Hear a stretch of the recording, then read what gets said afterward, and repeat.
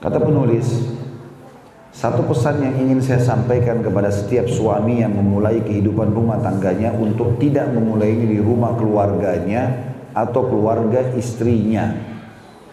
Ini nasihat para ulama untuk setiap orang yang berumah tangga. Dan penekanannya di sini kepada suami, kenapa? Karena dia bertanggung jawab terhadap nafkah rumah istrinya. Ya. Jadi pada saat sudah menikah, walaupun kemampuan dia hanya kos-kosan, kontrak, tidak apa-apa. Ya, dan setiap ukhti muslimah harus paham masalah ini. Kalau sudah menerima kalimat akadnya seorang laki-laki, menerima lamarannya, maka berarti hidup ukhti sudah bergantung sama dia. Dia tinggal di mana ikut. Walaupun tadinya kita tinggal di istana yang besar bersama ayah kita, setelah menikah mungkin suami kita hanya bisa ngontrak rumah, tidak semewah dan sebagus yang dimiliki oleh ayah kita, maka tidak ada masalah. Tetap harus sudah pindah kepada lokasi tempat di mana suami tinggal. Itu Allah jelaskan dalam Al-Quran ya, kepada kaum laki-laki, A'udzubillahi minasyaitonirrajim, askinuhunna min haitsu sakantum min wujdikum. Wala tudarruhunna litudayyiqu alaihin. Al-ayat. Yang artinya tempat tinggalkanlah para istri tempat tinggal yang kamu tinggal dan jangan kamu persempit mereka, susahkan mereka sehingga mereka pun merasa sempit dalam kehidupan. Artinya berikan juga tempat yang semampu mungkin, yang layak, perabot yang bagus, tempat tidur yang bagus, tempat yang nyaman ya, semampu dia. Dan seorang istri harus juga berterima kasih tentang masalah itu. Kemampuan suaminya begitu besarkan jiwanya. Gak apa-apa kok, saya syukur dengan ini. Mudah-mudahan satu waktu Allah kasih kita yang lebih baik lagi. Maka akan terjalin hubungan yang baik karena saling menghormati. Ya. Saling menghormati. Sebagaimana juga saya jelaskan waktu itu tentang karakter laki-laki. Dia suka dinilai pengorbanannya. Jadi kalau ibu diberikan sesuatu walaupun sederhana, lalu ibu mengatakan atau ukhti mengatakan terima kasih ya. Maka yang muncul di benak dia adalah apalagi yang saya akan kasih. Kadang-kadang dia malu karena memberikan itu pada istrinya. Semua pikiran dia di luar bagaimana dia bisa memberikan yang terbaik buat istrinya karena ucapan terima kasih tadi. Tapi sebaliknya kalau ibu diberikan, mungkin bagi suami itu sudah upaya yang besar sekali. Dia ingin memberikan hadiah ibu handphone misalnya. Bagi dia handphone itu sudah mahal, mungkin dengan harga 4 juta, misalnya 3 juta. Ibu terbiasa pakai handphone 10 juta, tapi bagi dia itu sudah sangat luar biasa pengorbanan karena dia harus utang sama temannya, dia harus angkat barang, dia apa saja. Kemudian dia bawa pulang dengan hasil keringatnya, lalu ibu mengatakan, ya cuma handphone merek ini, ya mereknya merek Cina, ya mereknya merek ini, dan menjatuhkan orang, akhirnya dia jadi tidak mau. Maka teman-teman sekalian, butuh kerja tim yang baik antara suami istri. Berhubungan dengan bahasan kita ini, masalah tempat tinggal yang disiapkan oleh suami, maka suaminya menyiapkan yang layak dan nyaman buat istrinya semampu dia, si istri juga berterima kasih dengan pemberian itu. Kita bicara di sini kalau lingkupnya, rumah yang suami siapkan lebih sederhana daripada rumah yang ibu tinggal dulu sama ayahnya. Kalau rumahnya suami lebih mewah, alhamdulillah. Itu pun juga harus ibu kontrol, jangan sampai tiba-tiba berubah menjadi sombong. Ada begitu wanita, hidupnya biasa, miskin sama ayahnya. Allah mudahkan jodohnya laki-laki kaya, tiba-tiba pindah di tempat yang mewah, kendaraan yang mewah, pindah Jakarta, sombong tiba-tiba. Mulai ngangkat suara depan suaminya, mulai tidak menghormati orang tuanya, ini juga tidak baik. Ya. Dan tempat tinggal ini adalah bentuk cinta pasangan suami istri, naungan rumah, atap yang kita pakai untuk berlindung bersama, tidur di situ bersama, kamar mandi juga digunakan bersama, gitu kan. Makan di bawah naungan atap itu tuh adalah bukti cinta pasangan suami istri. Artinya kalau masih bergantung pada naungan orang tua, berarti masih belum cinta namanya. Belum siap untuk berkorban bersama pasangan. Ya. Saya ulangi kata beliau, satu pesan yang ingin saya sampaikan kepada setiap suami yang memulai kehidupan rumah tangganya untuk tidak memulainya di rumah keluarganya atau keluarga istrinya.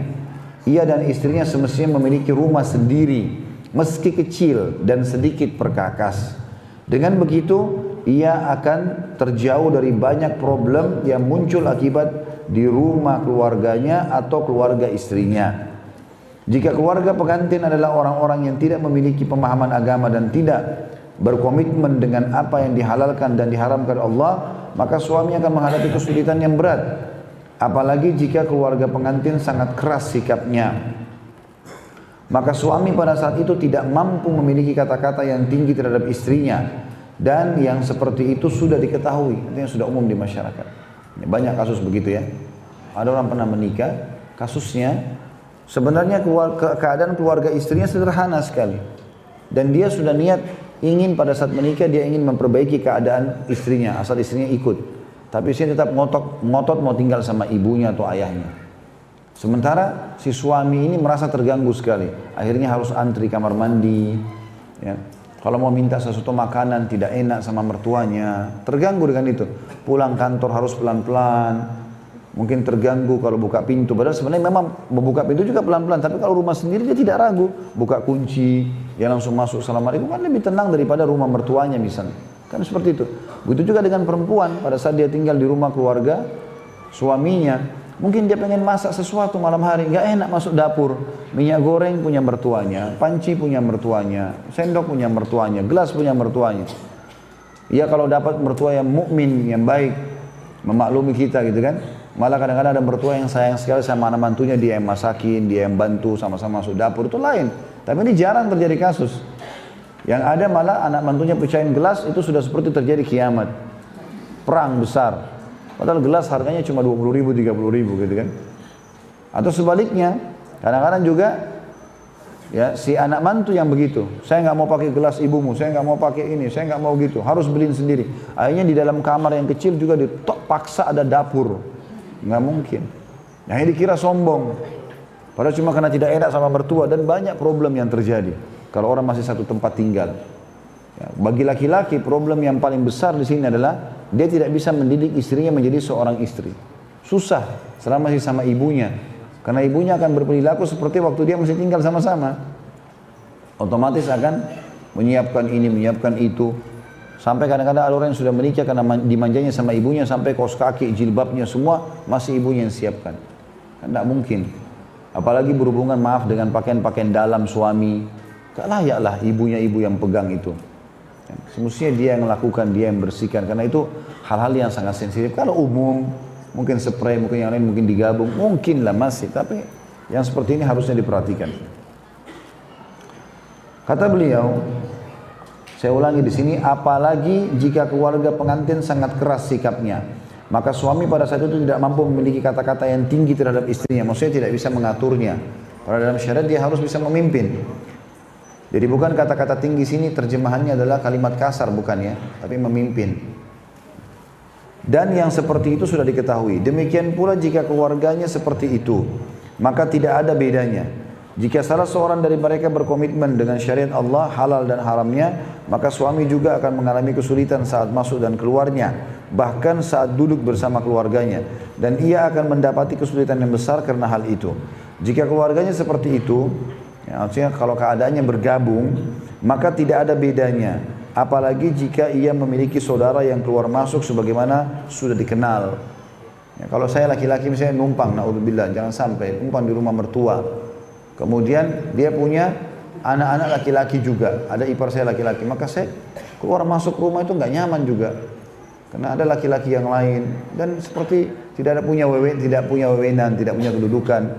Sama juga dengan istri, kalau dia tinggal di rumah mertuanya, kemudian mertuanya punya anak-anak perempuan, jadi seperti terjadi persaingan nantinya dengan ipar-ipar ini, itu yang terjadi.